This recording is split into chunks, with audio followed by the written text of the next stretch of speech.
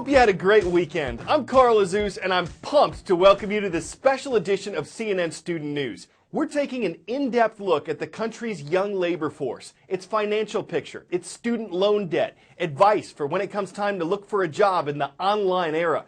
We've teamed up with CNN Money to focus today's show on some of the financial challenges facing this newest generation of American workers. A good place to start is to define it. We're talking about people born in the 1980s and 1990s. It's time to meet the millennials. Hey millennials, what makes you so special anyway?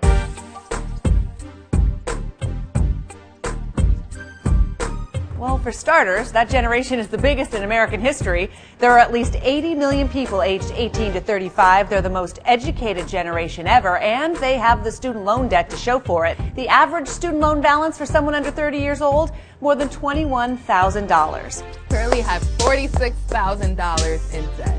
I have about $54,000. And $95,000 in student debt. Scarred by the Great Recession, millennials have been reluctant to buy a house. I don't think I plan to buy a home at any point. It never occurred to me that I would purchase a home. I really believe in the sharing economy. 30% still living with their parents, but most millennials say they want to buy, and some are starting to take the plunge. My goal for a down payment is $20,000, and I'm actually achieving that goal, and I'm going to get there quicker than I actually thought. Living in mom and dad's basement means fewer millennials are tying the knot. Their parents probably got married in their early 20s. This generation, 30 is the new normal, and they're waiting to have kids too. I don't want to bring a child into the world until, I know that I can afford that.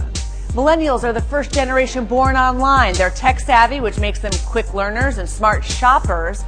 But they care about much more than just the bottom line, so companies have to adjust to make their products more sustainable, higher quality, and customizable. That's what millennials want. Ethics are very important to me. I'm looking for authenticity. It's good to know that it will go to a good cause if it goes to a good company. Ready or not, millennials are dramatically changing expectations and shaping the world.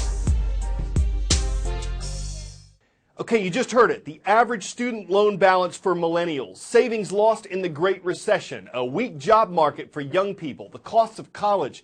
These are some reasons why students have loan debt. According to the College Board, the average tuition and fees for a public four-year college in America, more than $9,000 a year for in-state students, $23,000 a year for out-of-state students. Average tuition at a private school, more than $31,000 a year. How much money college students borrow depends, but they are expected to pay it back. Generation Y, generation debt. For grad school, I probably have about $10,000. $95,000. For undergrad, I have probably less than $2,000. It's probably not a good thing that I don't know how much student debt I have. Today I have about $75,000. $54,000. I went for 4 years. $40,000-ish. And I took summer class. $46,000. I stopped taking math in 9th grade. Over $100,000. $114,000. What that leaves me with in the end, I don't know. Millennials have the most student debt in history. Here are the 5 biggest mistakes you can make. Number 1, borrowing as much as you can, not just what you need. Take it from the student loan guru. Well, the first thing is to just live like a student while you're in school, so you don't have to live like a student after you graduate. The time to reduce your debt is before you borrow, not afterwards. Mistake number 2, not graduating in 4 years. Only 39% of you graduate on time. That extra victory lap, or 2, is expensive. Mistake number 3, being unrealistic about future earnings. Apply this rule of thumb. Your student loan debt at graduation should not be greater than your annual starting salary when you graduate. Well, I should be paying about $350 a month, and that's about half my check.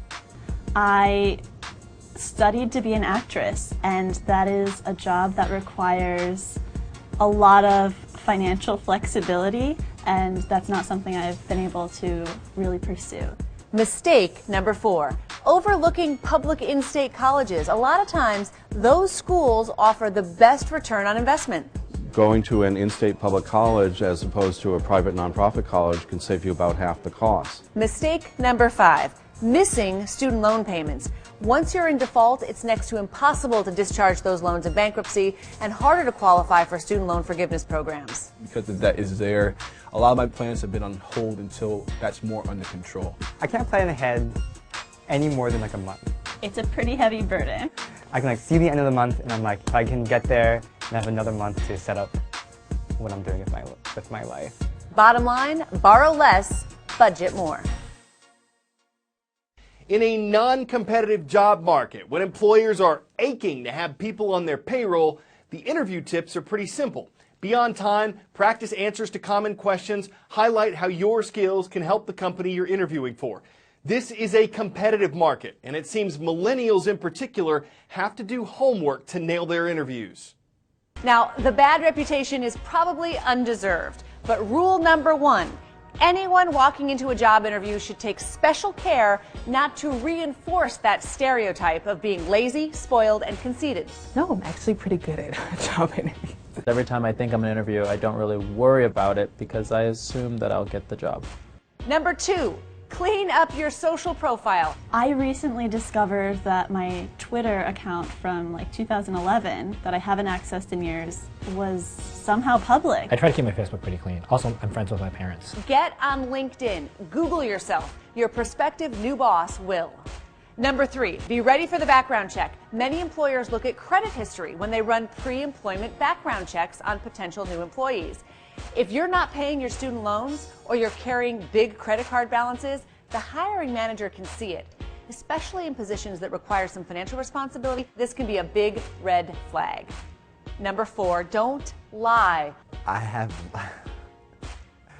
lied on the job interview. I have told jobs that I'm not going back to school to pursue my degree. A Career Builder poll found an astonishing 58% of employers say they have caught lies on resumes. It's too easy to get caught, and if you get away with it at first, you can expect to lose your job down the road when it's uncovered. Number five, know the company. Is it a public company? Where is it based? What are the lines of business, and who are the bosses in those lines of business? And most important, who do you know at that company who can vouch for you? It's not always what you know, but it's who you know, and just making these personal connections with people can go further than, you know, the best resume. You'll be hearing you're hired before you know it. Well, that concludes today's special edition of CNN Student News. We hope we got it right on the money, that you're able to cash in on your newfound knowledge, that everything made sense, and that you'll invest another 10 minutes of commercial-free coverage. I'm Carl Azus.